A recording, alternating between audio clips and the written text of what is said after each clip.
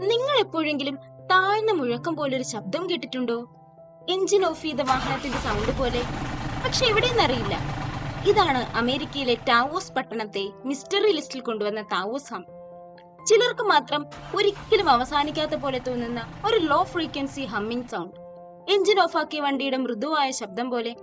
പക്ഷെ അതിന്റെ ഉറവിടം ആരും കണ്ടെത്തിയിട്ടില്ല.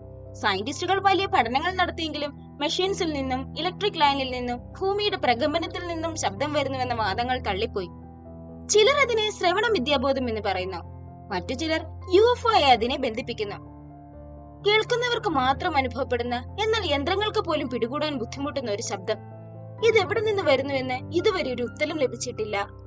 താവോസ് ഹമ്മിങ് ഇന്നും എന്തോ ഒളിഞ്ഞിരിക്കുന്നു എന്ന് ചിന്തിപ്പിക്കുന്നു. ഒരിക്കലും അവസാനിക്കാത്ത ഒരു മിസ്റ്ററി വോയിസ് ആയി നിലകൊള്ളുന്നു.